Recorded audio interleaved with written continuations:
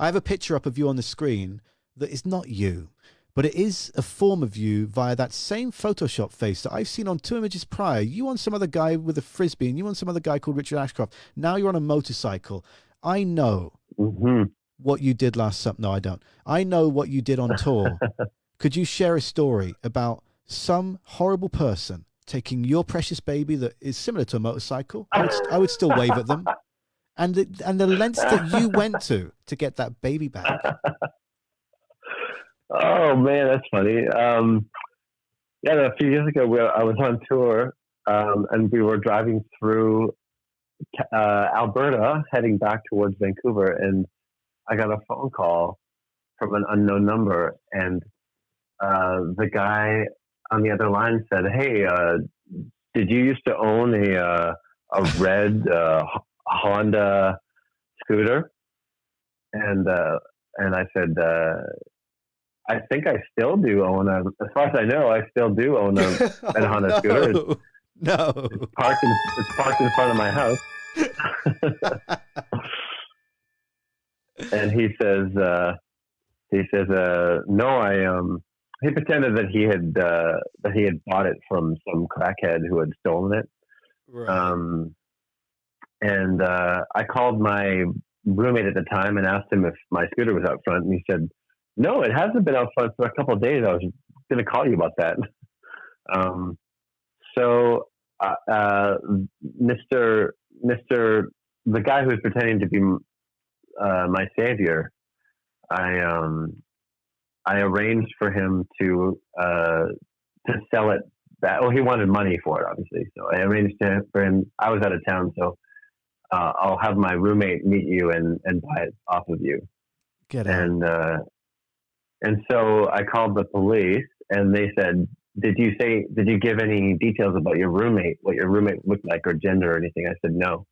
They said, "Okay, great. We'll let you know how it goes." And so they called him and arranged to buy the motorcycle, the scooter back. And it was very cool. They called me. I don't know why they included me on this, but as they were about to make contact with him, they had me on the phone, and I could hear them talking to each other over their walkie-talkies and stuff like that. No way.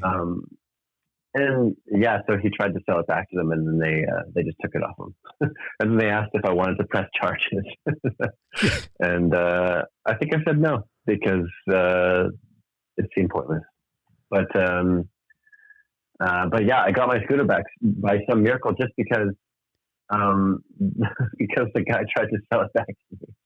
What? I couldn't believe it. How did he get your insurance, number? I assume. Oh yeah, insurance. But the thing is, when you go into insurance, unless you give an ID, they can't then show your file. That's interesting. Well, no, but it has my name and my address on it. It's actually quite dodgy to have insurance with that information in your car, because anyone can break into it. So. Well, but I mean, with my motorbike, I always keep that in my jacket. That it's always with me on the bike.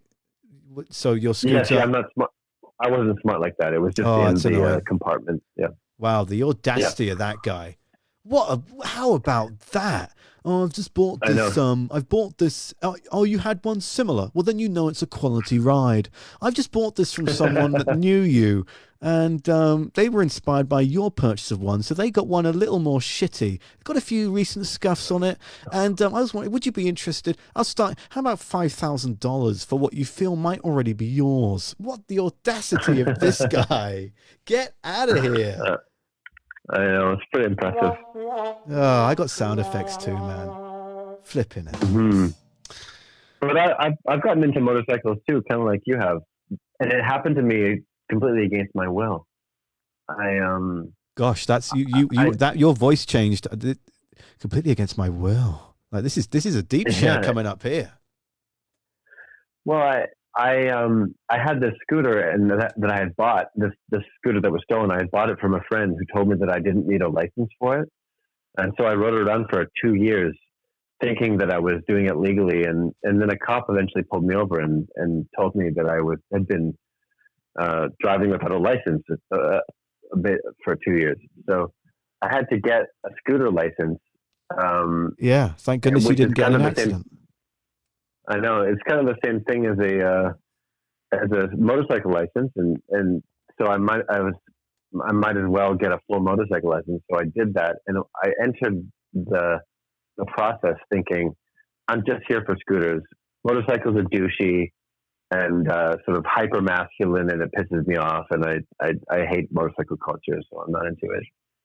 But as time went on, But then it kind of hooked me. yeah. It kind of hooked me, and I still feel the same way about a good portion of motorcycle culture. But there's I like old vintage Japanese motorcycles, so I'm that's what I'm into.